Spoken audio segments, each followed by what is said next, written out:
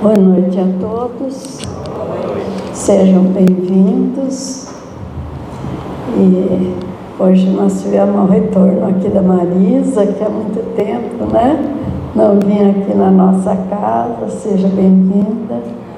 E antes de nós iniciarmos a palestra de hoje, eu gostaria de agradecer primeiramente todos que colaboraram conosco, tanto na Feirarte quanto nesse final de semana, no Arraiá Aéreo. A quantidade de alimentos que foram trazidos aqui para o centro foi bem grande, A Odinês fotografou. Depois, se você puder passar para a Marina, ela põe na tela para todo mundo ver, E esses alimentos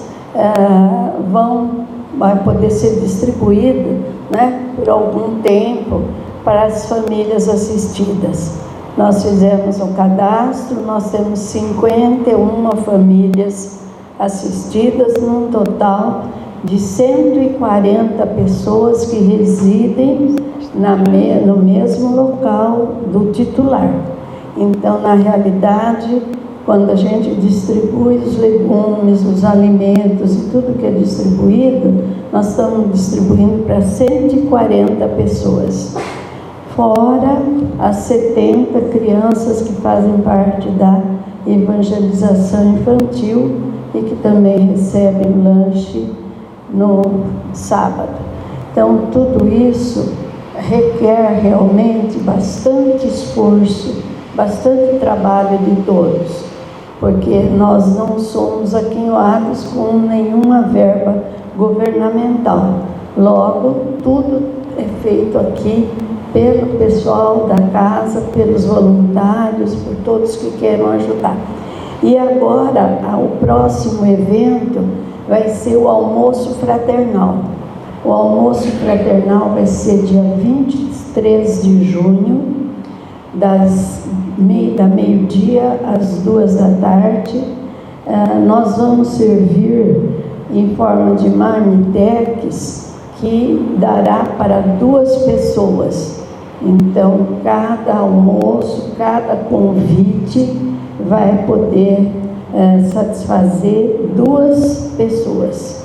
O cardápio vai ser lagarto ao molho madeira, arroz colorido, legumes e salada de folhas, e de sobremesa o doce de abóbora.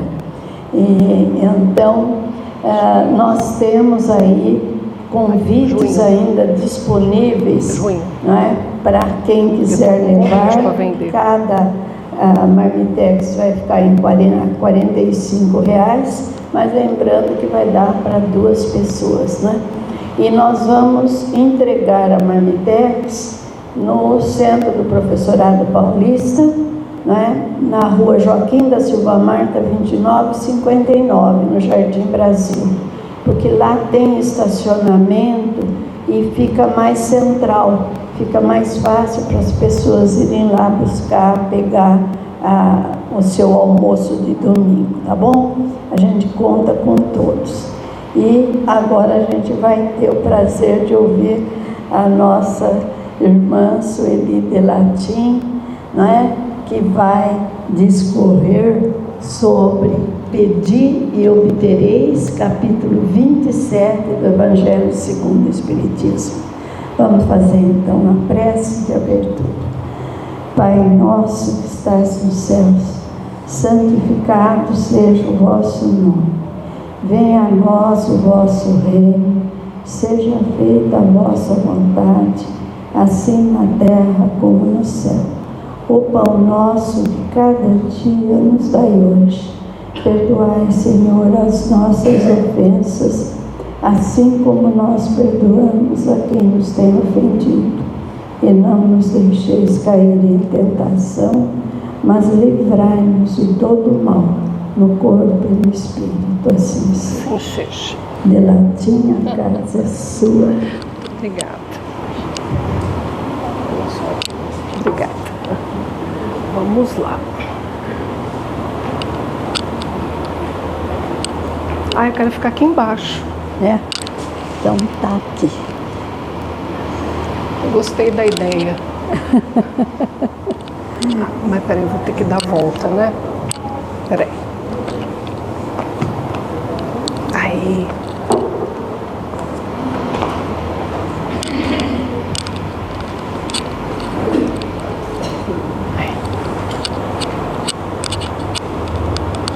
Boa noite a todos. Que a luz do nosso Pai, do Mestre Jesus, esteja conosco. E eu preferi ficar aqui embaixo para ficar mais perto de vocês e para fazer perguntas também, né? Para sabatinar o pessoal. Bom, o nosso tema de hoje, capítulo 27, do Evangelho segundo o Espiritismo, Pedi e obtereis. Nós vamos falar um pouquinho sobre a importância da prece. Pode passar, por favor. Então, primeiro a gente tem aqui um pequeno resumo do que nós conseguimos através da prece. Nós podemos louvar a Deus, louvar a Jesus, a espiritualidade superior, através de cânticos, através de hinos, né? A Silvana, que canta tão belamente aqui para nós. Nós podemos pedir, solicitar auxílio e também agradecer, principalmente agradecer, não é? É que geralmente a gente mais pede do que agradece. E louva também, mais ou menos. Mas a gente tem um petitório assim incansável, né? Mas enfim, estamos aprendendo. Ainda fazemos parte de um planeta de expiação e de provas e ainda a gente mais pede do que agradece. Mas enfim, estamos no caminho do aprendizado e haverá um dia em que nós não precisaremos mais pedir. Nós já entenderemos o porquê de tudo e apenas louvaremos, não é?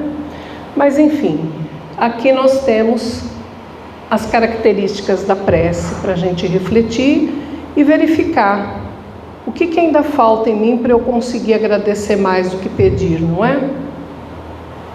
Porque se a gente olhar para tanta coisa que nós já passamos e por tantas situações que nos cercam, nós temos muito mais a que agradecer do que qualquer coisa, não é? Nós vivemos numa cidade tranquila, um país pacífico, sem guerras. Nós temos liberdade, direito de ir e vir. Vejam as pessoas no Oriente Médio, que situação que estão passando, ou mesmo que passaram os irmãos do Rio Grande do Sul por conta das enchentes. Então, eu acredito que a gente tem muito mais a que louvar e agradecer do que qualquer outra coisa. Mas nós somos aquelas crianças ainda teimosas, que a gente está sempre, mãe, quer alguma coisa, né? A gente continua sempre mais pedindo do que agradecendo. E aí, com relação aos tipos de prece, como nós podemos realizar, a quem nós podemos direcionar as nossas preces? A prece vertical, horizontal e a prece descendente. Mas o que significa isso? Prece vertical, né? A prece que eu direciono para o alto. Eu saio da câmera aí, né? Eu volto aqui, Então, a prece vertical. Italiano, né? Fala com a mão, anda, gesticula. Desculpa, viu?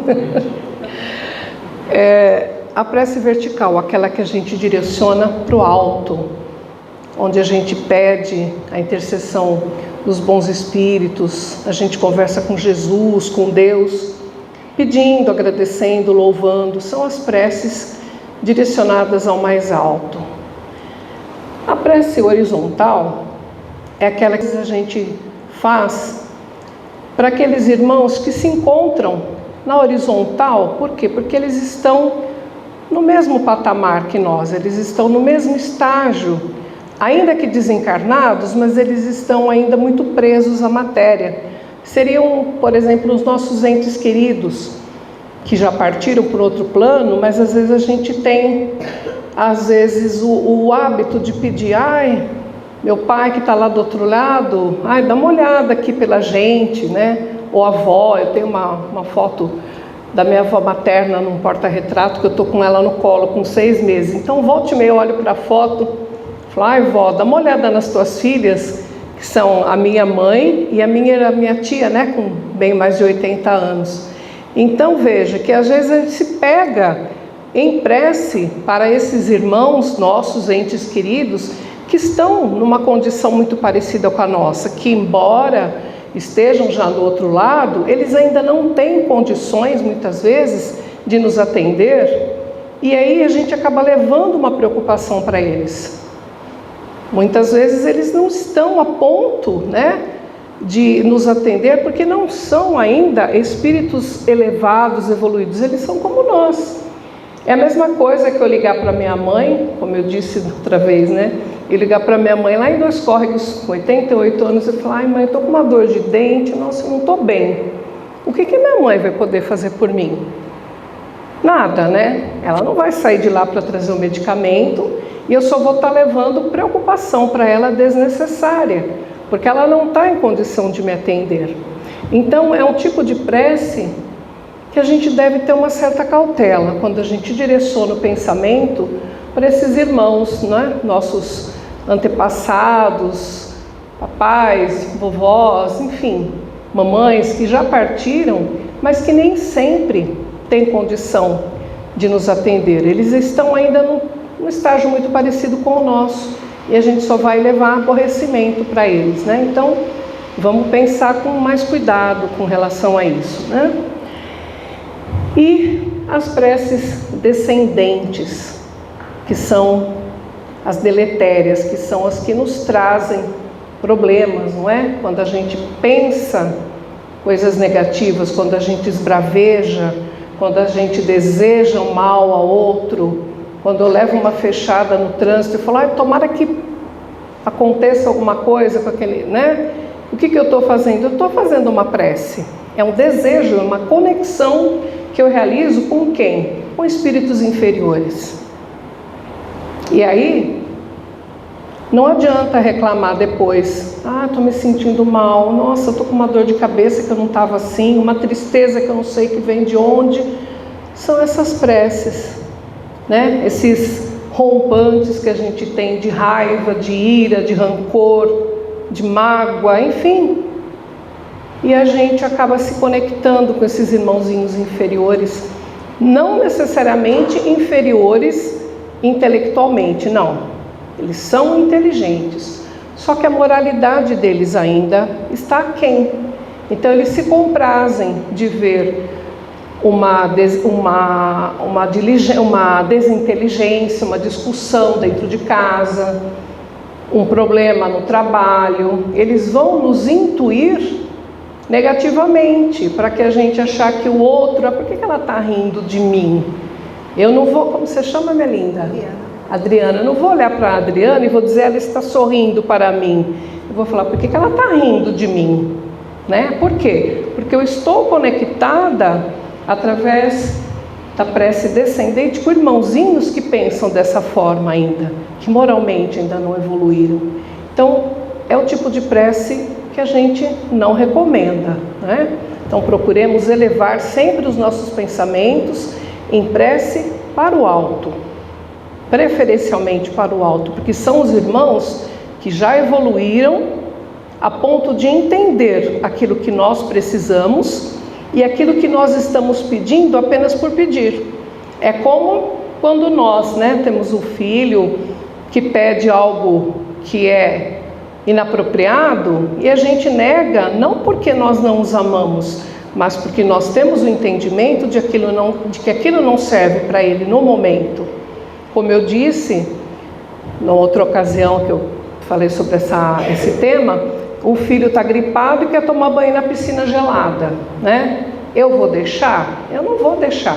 Por mais que ele goste de nadar na piscina, eu não vou permitir porque ele está gripado. Então, é um não mas é um não para o bem dele. Então, muitas preces que nós fazemos e a gente acha que não é atendido, porque eu peço tanto e isso não acontece, porque o nosso entendimento ainda é limitado, mas a espiritualidade superior, ela sabe a real necessidade que nós temos.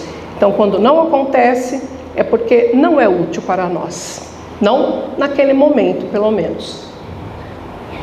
E aí nós temos também a questão da qualidade da prece.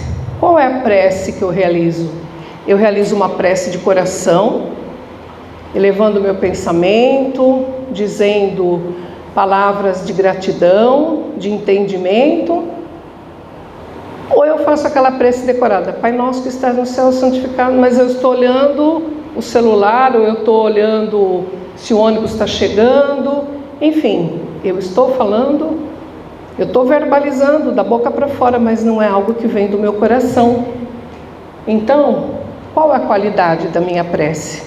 É uma prece que vem do meu sentir, que não precisam ter palavras bonitas, nem palavras decoradas, mas que é algo que brota do meu íntimo, o meu desejo sincero de amparo, de conforto, né? Ou eu estou apenas falando da boca para fora, mecanicamente. Então, essa é uma questão. Só um minutinho.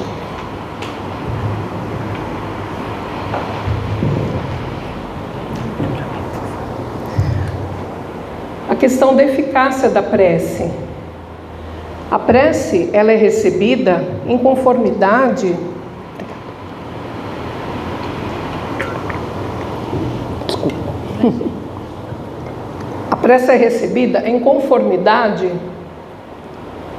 com o padrão que a gente se encontra. Se nós estamos propensos a receber, se a gente está aberto a receber, ou se a gente está refratário, bate e volta, né?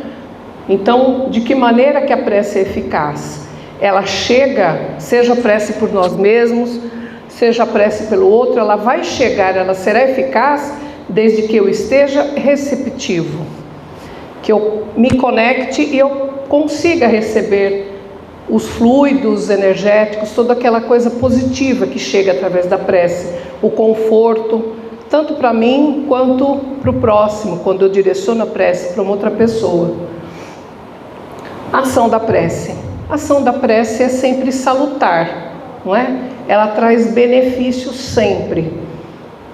Quando nós estamos tristes, estamos muitas vezes sem sentir que as coisas estão bem e a gente para e pensa, mas por que eu estou pensando desse jeito? Eu não tenho motivo para estar assim, mas eu não estou conseguindo sair disso. Aí eu levo o meu pensamento, eu faço uma prece, Senhor, eu não estou conseguindo sair da situação, mas Tu podes me ajudar. Jesus, meu amigo, meu irmão, me ajuda. Não precisa mais que isso. É o suficiente para que a prece haja em nós e nos traga esse conforto, esse entendimento, esse bem-estar. Transmissão do pensamento, como eu disse, através da prece nós conseguimos nos conectar com os irmãos neste plano, em outros planos. O pensamento é algo instantâneo. Eu penso em alguém e imediatamente o meu pensamento chega até ela. E se ela estiver receptiva, melhor ainda no que diz respeito à prece. Por isso que quando a gente faz a prece em prol de alguém, coloca o nome nas vibrações, na casa de oração, a gente costuma dizer, olha, fique em prece, em tal dia, em tal horário, que serão realizadas as vibrações, para que a pessoa esteja receptiva, né? Para que a transmissão do pensamento, ela seja recebida onde quer que a pessoa esteja, né? As preces inteligíveis, aquelas preces que ninguém entende e que não tem assim um cunho, assim como as preces decoradas que saem da boca para fora, Como que eu vou explicar? Certa vez eu tive num culto, como que chama, pessoal que aplica Jorei, messiânica, e aí eles têm um livrinho, não em japonês, mas com sílabas, ha, ta, ma, que significariam alguma coisa em japonês, mas como ninguém ali sabe japonês, são sílabas, ha, ta, ma, ra, enfim, eles ficam repetindo aquelas sílabas. E até eu perguntei para a moça, falei, mas você sabe o significado disso? O que vocês estão, né? E o que significaria isso em japonês? Ela disse assim, não, mas os espíritos entendem. Então, eu não sei se isso era só com ela, ou se não posso generalizar, né? Mas o fato é que, qual a eficácia da prece nesse sentido? Se eu falo, mas eles me entendem. Não, mas a conexão tem que partir de mim, né? É claro que Deus, Jesus, a espiritualidade está sempre conosco, mas se nós não estivermos conectados, de que vai adiantar? Então, se eu ficar recitando palavras que eu não conheço, que efeito aquilo vai ter, não é? Ou mesmo pegar uma prece, vamos supor, de Joana de Ângeles, que tem um vocabulário riquíssimo e muitas palavras que a gente não conhece.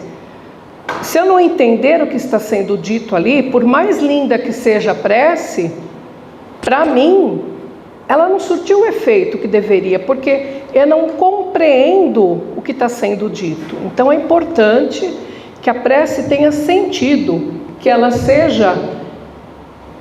passe, né, pelo nosso intelecto, que ela passe pelo nosso conhecimento e que faça sentido para nós.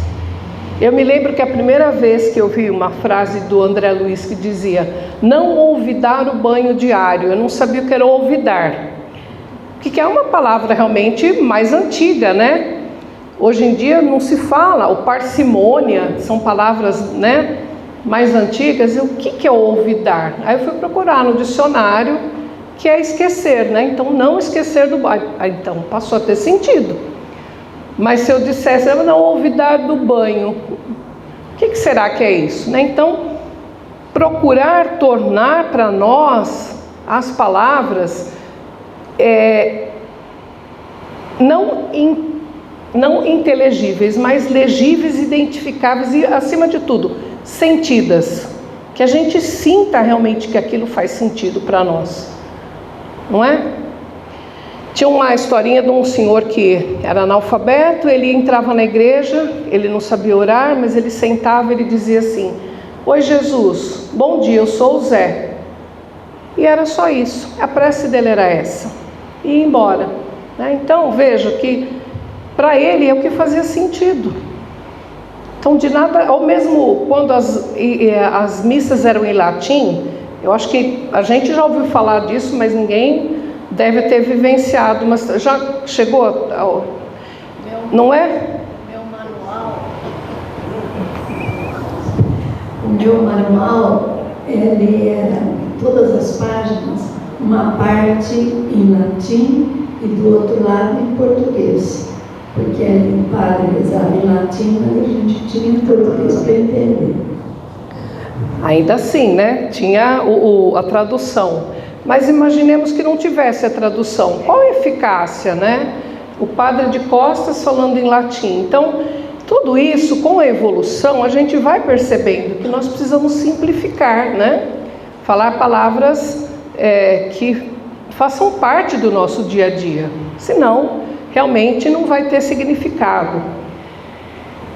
E aí as preces pelos mortos e pelos espíritos sofredores, que a gente vai falar daqui a pouquinho, que vai estar na historinha um pouco à frente. E com relação às instruções dos espíritos, a maneira de orar, quando eles nos falam, né? Para que a gente não faça como os fariseus que batem no peito em voz alta para que todo mundo veja que ele está orando, como eu sou, né? Uma pessoa temente a Deus, e ali em altos brados para que todos percebam que ele é uma pessoa do bem, mas na verdade ele está preocupado em mostrar isso para os outros, e não é nada do seu próprio interior. Enquanto que o publicano, aquele que era o cobrador de impostos, né, que era detestado pelos judeus da época, porque vinha tirar o dinheiro deles para entregar para o romano, né? Aquele publicano é o que Jesus fala, é aquele que baixa a cabeça e fala: Senhor, eu não sou digno nem de estar aqui, né? Mas tu sabes qual é a minha necessidade. Então, a maneira como nós oramos, se nós oramos pensando em agradar o outro, ou porque eu vou me colocar diante de alguém e falar palavras bonitas, ou se realmente eu vou falar de coração, com humildade acima de tudo, não é? E a felicidade que a prece proporciona, sempre quando nós concluímos uma prece, quando a gente faz uma oração, seja por nós, seja pelo próximo, algo muito benéfico chega até nós. E a prece não precisa ser uma oração. Às vezes um sorriso é uma prece. Estar em silêncio numa casa de oração, enquanto os outros irmãos estão sendo atendidos e eu estou aguardando, em prece por quem está sendo atendido, é uma prece. No hospital, inclusive, quando eu aguardo por uma consulta e outras pessoas estão sendo atendidas, eu permaneço em silêncio, em prece pelos demais. Isso também é prece. Os gestos que a gente faz em prol do nosso próximo também é uma prece. E eu acredito que eu já contei para vocês aqui em outras oportunidades, da época que a gente fazia o trabalho dos amarelinhos, de uma vez no Hospital Manuel de Abreu. Não é o Romero de amarelinho ali, não, né, Romero? O jaleco era amarelinho, né? E a gente fazia o café da manhã para o pessoal no hospital que vinham para fazer rádio, ou aqueles que eram acompanhantes dos pacientes. E uma moça chegou, começou ali a conversar conosco e começou a chorar, dizendo que estava muito triste porque a família toda tinha se afastado dela, porque ela estava com câncer. Eles eram pessoas muito humildes e ignorantes também, no sentido de que eles achavam que o câncer era uma doença contagiosa, e ela estava sozinha. E eu senti naquele momento um ímpeto de levantar e dar um abraço nela. Com certeza foi um cutucão de algum mentor, né, para a gente fazer isso, porque não é da minha natureza abraçar mesmo, né? Eu tenho essa dificuldade. Diferente do Dr. Germano, que gosta de abraçar, eu não sou assim, né? Tenho dificuldade. E aí falei para ela ficar calma, que ela não estava sozinha, que ali tinha recursos e tudo mais, para ela não se deixar abater. E aí se passaram 2 semanas, essa moça volta, só que a gente não a reconheceu.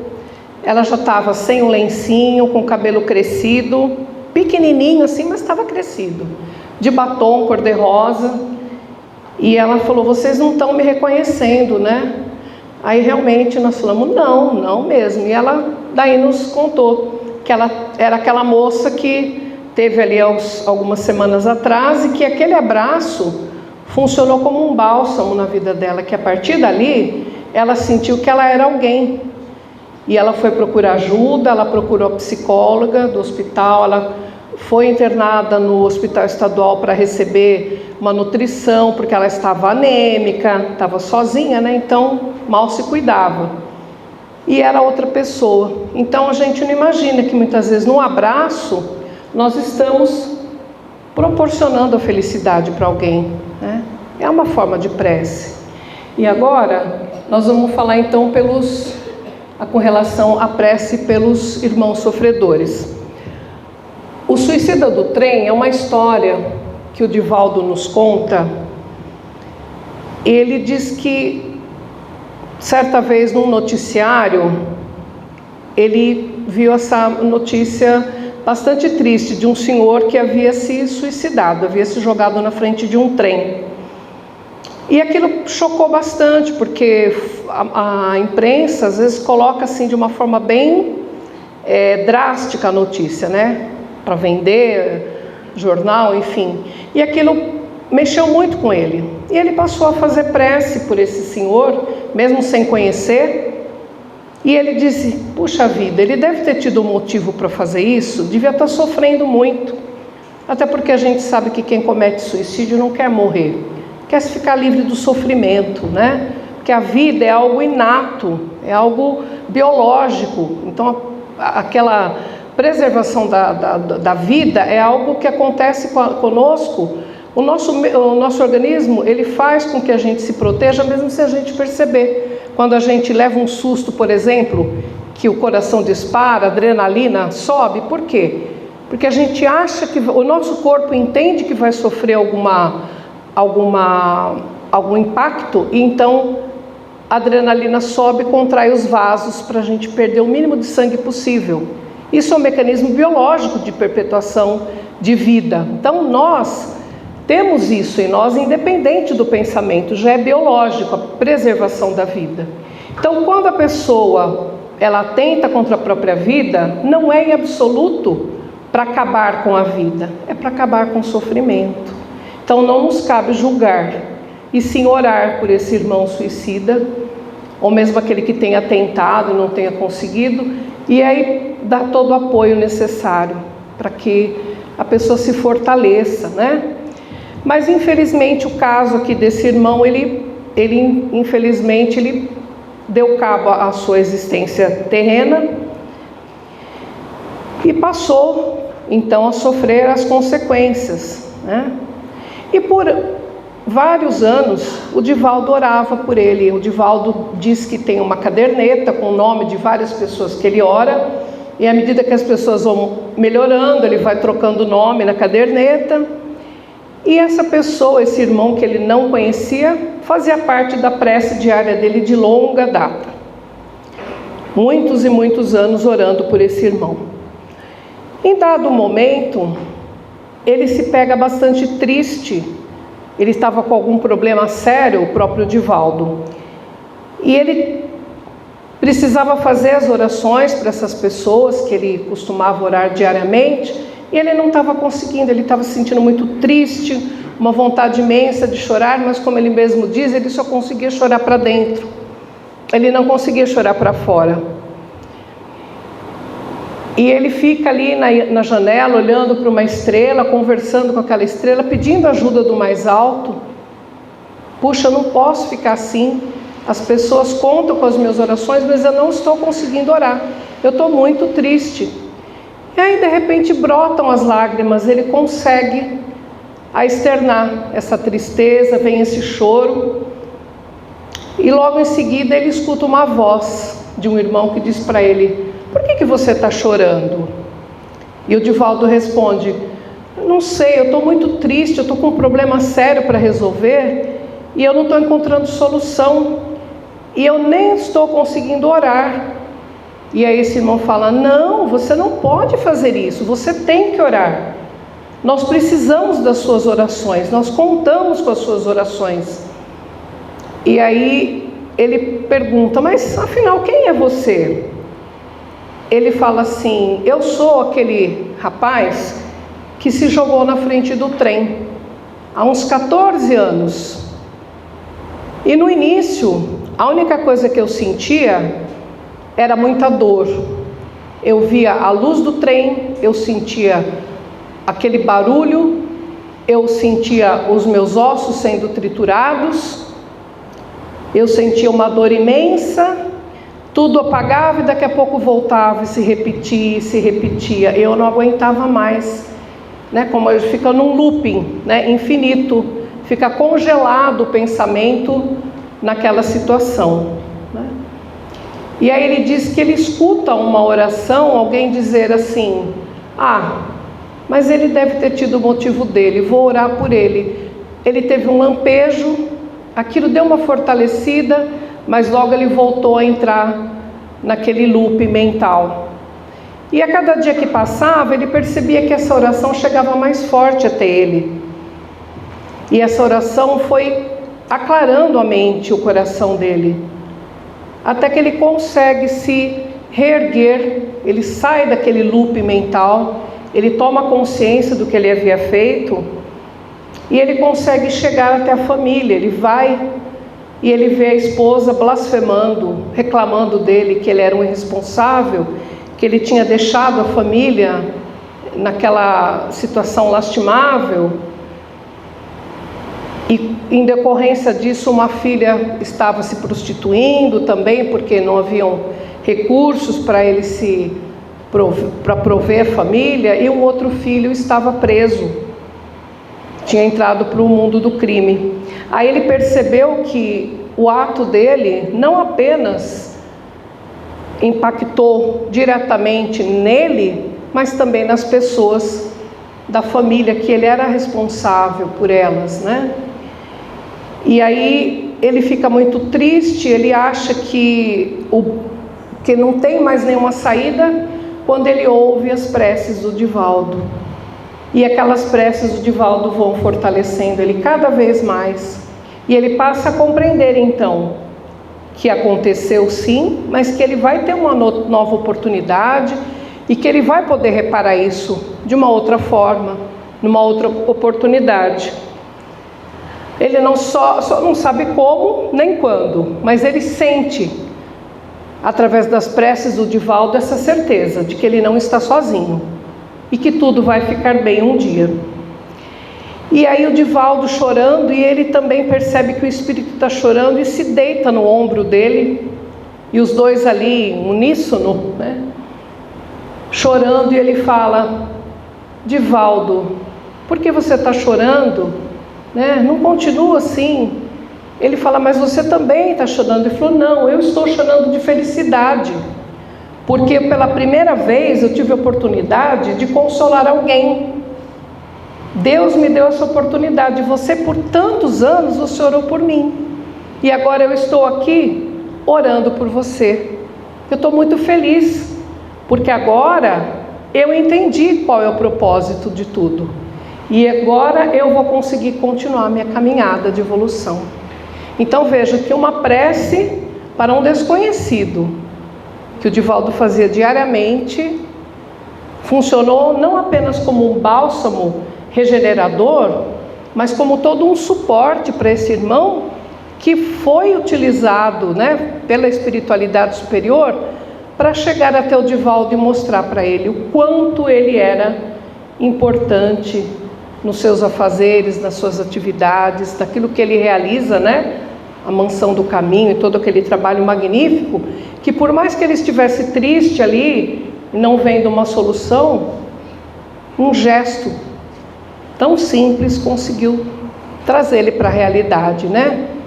Então vejam quanto a prece é eficaz, a ponto de um irmão sofredor se fortalecer com a prece e dar consolo para o Divaldo, né?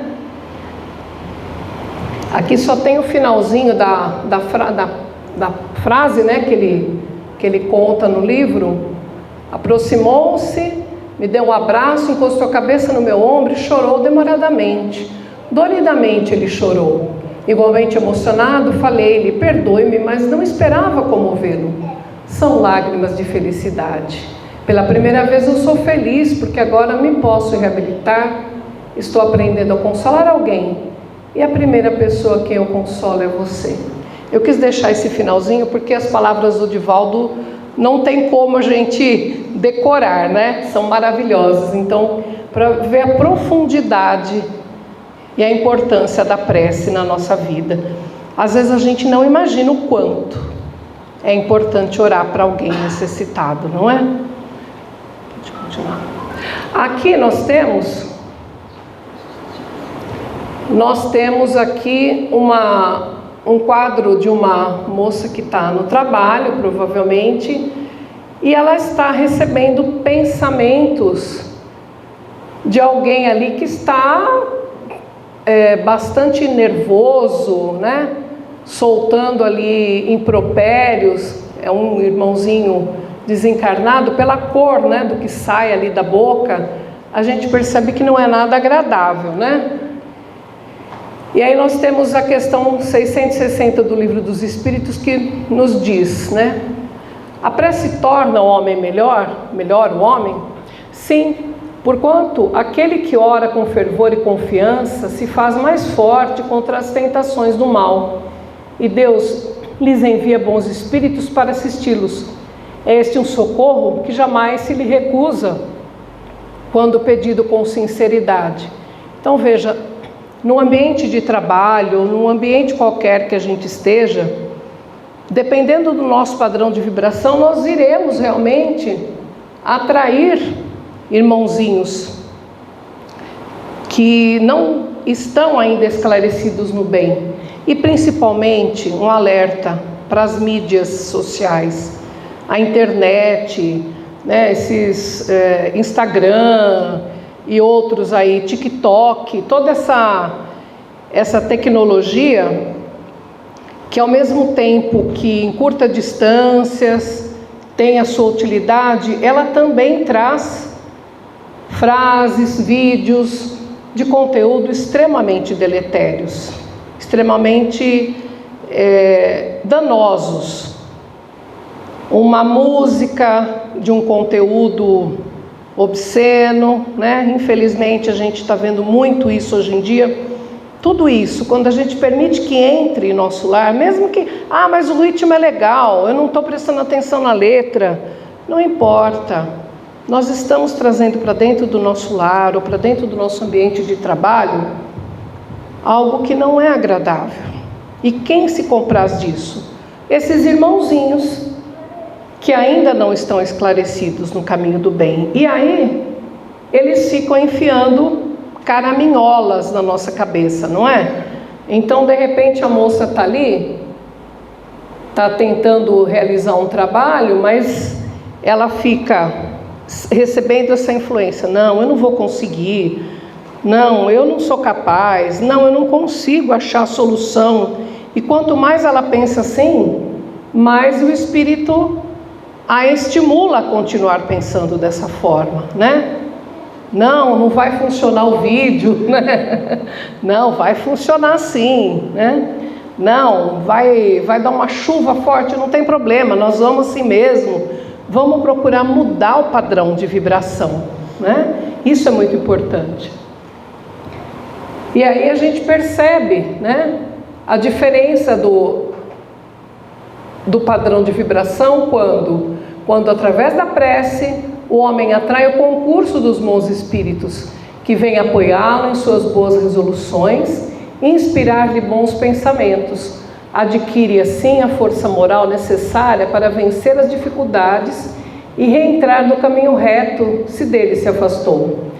E também assim pode desviar de si os males que atrairia por sua própria falta. No Evangelho segundo o Espiritismo, capítulo 27, item 11. Então veja que a partir do momento que ela elevou o pensamento e fez uma prece e pediu ajuda, né, prece vertical, para o mais alto, pedindo a Deus, a Jesus, aos seus protetores, esse irmãozinho não encontra mais brecha ali, ele não encontra mais por onde chegar até ela, porque existe todo um halo de proteção, todo um magnetismo ali em volta, uma redoma energética positiva que ele não consegue penetrar.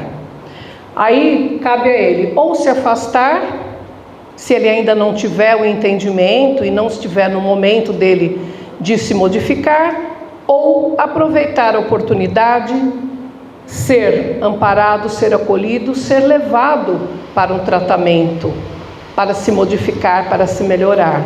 Então não devemos jamais pensar que o irmãozinho obsessor, o irmãozinho que está ali vibrando negativamente é um problema. Não, ele é útil para nós, porque nós, a partir do momento que a gente percebe que há um irmãozinho sofredor necessitado conosco, nós vamos pedir ajuda e esse irmão também vai ser ajudado. É automático. Agora, se ele não quiser, tudo bem, existe o livre-arbítrio, mas ainda assim ficou uma sementinha, um cliquezinho, porque todos nós temos a centelha divina dentro de nós. Por mais que ele possa estar refratário naquele momento, existe em todo ser humano a centelha divina. E, de repente, aquele chamuscadinho, no primeiro momento, pode não ter sido suficiente, mas já deu um start, já deu um início, né? Então, sempre entender que o irmãozinho menos esclarecido, se está ao nosso lado, é porque é útil, tanto para ele quanto para nós. O aprendizado é recíproco. Isso a gente não pode deixar de pensar jamais. Nunca pensar...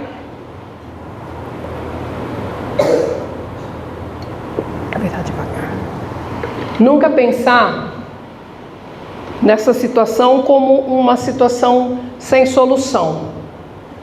Pensar sempre que tudo que nos acontece tem um motivo, um propósito. Ninguém é vítima. Nós somos herdeiros daquilo que nós plantamos. Se não nesta vida, numa outra, não importa, mas a gente não é vítima. A gente está sempre aprendendo, evoluindo, e nenhuma pessoa que faz parte da minha vida, seja por um período curto ou longo, está por acaso. Deus não joga dados, né? E nós também não somos marionetes.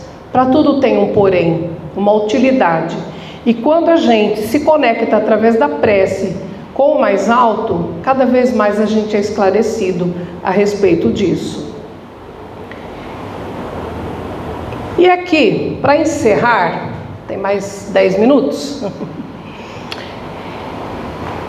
É uma abordagem com relação à nossa responsabilidade. A prece vai nos auxiliar sempre. Os irmãos da espiritualidade superior, com a permissão do Pai de Jesus, sempre estarão conosco. Porém, nós não podemos olvidar, como disse, né, o André Luiz, esquecer da nossa responsabilidade no mundo físico, porque nós estamos encarnados, nós temos um corpo físico, então nós precisamos cuidar do asseio, né? Banho, leituras edificantes, procurar se agasalhar se está frio, uma roupa mais fresca se está calor, uma alimentação mais saudável possível. Chocolatinho de vez em quando pode, viu, Homero? Pode. Uma esfirra da Joana de vez em quando também, né?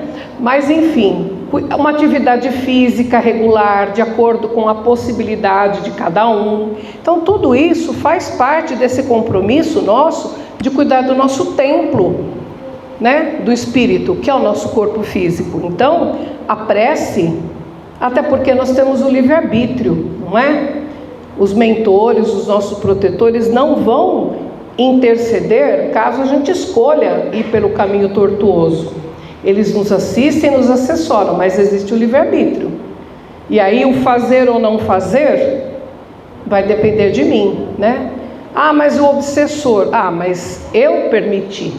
Então a gente não pode esquecer isso. Nada de querer terceirizar a nossa responsabilidade, seja com relação às coisas materiais ou às coisas espirituais. Nós somos responsáveis. Nós plantamos e nós colhemos. Isso é fato, né? São as leis da física, ação e reação, a causa e o efeito. Isso é uma lei imutável, uma lei divina, né? Então, a nossa amiguinha aqui, ela era devota de Santa Teresinha. Vamos dizer que ela se chama Ritinha, né? Ritinha é um bom nome. Então a Ritinha era devota de Santa Teresinha, fervorosa, tinha até rodinha no joelho, de tanto ficar ajoelhadinha ali rezando, tudo ela pedia para Santa Teresinha. Ai, Santa Teresinha, será que eu vou ter um namorado um dia? Santa Teresinha, será que eu vou ser professora? Quero tanto ser professora. E assim por diante. Tudo ela pedia para Santa Teresinha. E eis que a Ritinha entra de férias e tinha muita tarefa. Bastante tarefa mesmo. Porém, se fossem realizadas as tarefas um pouquinho por dia, não ficaria tão pesado, ela conseguiria brincar, ter os momentos de lazer dela e também se dedicar à tarefa da escola, né? Mas, como ela estava acostumada a terceirizar as coisas e pedir para Santa Teresinha interceder por ela, ela pede para Santa Teresinha fazer a tarefa para ela. Então, o que ela faz? Ela tem a ideia de colocar todo o material da escola embaixo de uma bacia e deixar lá dentro de um armário. E pede para Santa Teresinha: ai, Santa Teresinha, eu confio tanto em ti, você faz a minha tarefa? E deixa lá. E os dias vão se passando, as férias vão se passando, volta e meia ela lembra da tarefa, ela vai para lá, para o armário para ver, aí ela pensa: não, mas se eu olhar, a santa pode achar que eu não confio nela, que eu não tenho fé. Não vou olhar, não vou duvidar da santa. E vai. E passam-se mais alguns dias, mesma coisa, ela lembra da tarefa: não vou fazer, eu deixei para a santa, eu confio nela, e se eu pensar em espiar, ela vai achar que eu não tenho fé suficiente, deixa lá. E assim passam os dias de férias, se passam as férias, e no dia de ir para a aula, ela levanta cedo e vai lá, o coração pulando: ai, deixa eu pegar a tarefa que a Santa Teresinha fez para mim. E vai e levanta a bacia, e estão lá os cadernos, os livros.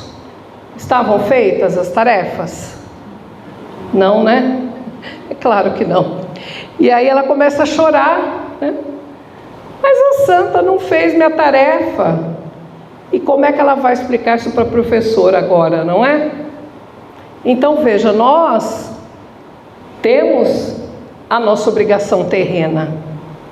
Então não esqueçamos da prece, a ferramenta importante, mas a gente tem as nossas obrigações na terra. Não adianta querer terceirizar tudo para a espiritualidade, ou querer que os mentores, os protetores, Jesus resolvam os nossos problemas do dia a dia, ou culpar os obsessores por aquilo que nos acontece de ruim, né? E aí a gente vai ser sempre o coitadinho. Não. Tenhamos sempre em mente que a prece é a ferramenta importante que nos fortalece, mas nós temos que fazer a nossa parte. Por falar nisso, quem faz o evangelho no lar aqui? Até que tem bastante gente que faz, né? Mas o importante é o evangelho no lar com a consciência de que não é apenas porque eu sou espírita que eu preciso fazer evangelho no lar. Ah, porque o espírita recomenda que se faça evangelho. Não. Qual o significado do evangelho para minha casa, para minha família? A proteção do ambiente que eu recebo, como diz Joana de Ângeles, não apenas a casa, mas todo um quarteirão se ilumina quando a gente realiza o evangelho no lar. E através do evangelho, a gente vai poder louvar, agradecer, pedir também, né? Mas acima de tudo, ter esse entendimento de que a espiritualidade faz a parte dela, e nós precisamos fazer a nossa parte. Não adianta esperar do outro, né? Eu faço a minha parte. E aí, quando há boa vontade, quando há dedicação, a prece ela sempre vai ser ouvida. É claro que nem sempre vai ser atendida na maneira e na proporção que eu gostaria, porque nem sempre aquilo que eu peço é o que eu preciso. Por que tantos de nós vêm para a casa de oração com uma dor na coluna, que é o meu caso, ou uma enxaqueca, ou seja o que for, e as pessoas falam assim: ah, você procurou o centro por causa de uma dor. Sim. E como é que está a sua dor depois de tantos anos? Continua aqui. Mas por quê? Porque eu ainda preciso dela. Ela é minha professora. Nós temos os casos de cura que Jesus realizou. Ele não curou todas as pessoas, ele curou as que já haviam aprendido o suficiente com a enfermidade. Então a mulher hemorroíça, o cego, o paralítico, enfim, pessoas que já haviam passado pela enfermidade e já haviam se modificado. Então não havia mais o porquê da doença estar ali. Mas enquanto ela está, é porque ainda a gente não aprendeu o que precisava. Então, oremos, peçamos ao Pai, a Jesus, aos bons espíritos, essa compreensão de que nem tudo será resolvido como nós gostaríamos, mas será resolvido da maneira que nós precisamos, pois Deus é amor, Jesus é amor. Ele nos disse: o meu jugo é suave, o meu fardo é leve, ou é ao contrário, não lembro agora, mas enfim, ele nos diz que é tranquilo, desde que a gente permita que seja tranquilo, que a gente não fique inventando, né, caraminholas. E também disse, né, ninguém vai ao Pai se não for através de mim. Eu sou o caminho, a verdade, a vida. Ou seja, sigamos o Evangelho de Jesus. Jesus foi o primeiro a realizar o culto cristão no lar, o Evangelho no lar. Nós temos isso no livro Jesus no Lar, onde ele realiza o culto com os apóstolos e ele fala da importância dessa edificação da prece dentro de casa. Então, que levemos daqui hoje a importância da prece, o pedir e obtereis, como essa certeza de que nós sempre obteremos o auxílio, independente de onde estejamos, aqui, no umbral, lá no Vale dos Suicidas, num ambiente feliz, não importa. Onde quer que estejamos, nós receberemos o auxílio do mais alto. Pode não ser o que eu gostaria. Eu queria ter 1,90 m e ser loira de olho azul. Mas o que tem para hoje é isso aqui. Então, isso não vai mudar, não é? Então, dentro daquilo que nos cabe, daquilo que é útil, nós iremos receber. Porque Deus é amor incondicional. Jesus é o nosso irmão mais velho, que passou por tudo que ele passou aqui na terra para nos dar o exemplo da humildade, do amor ao próximo, da caridade, do perdão, do alto perdão, enfim, de amar a Deus sobre todas as coisas e amar ao próximo como a nós mesmos. E é isso que eu desejo de coração para todos nós, que a gente encontre na prece esse alento, esse conforto, para que cada vez mais nós possamos nos fortalecer no caminho do bem, da caridade e do amor ao próximo. E que Jesus ilumine e abençoe a todos nós. Uma boa noite.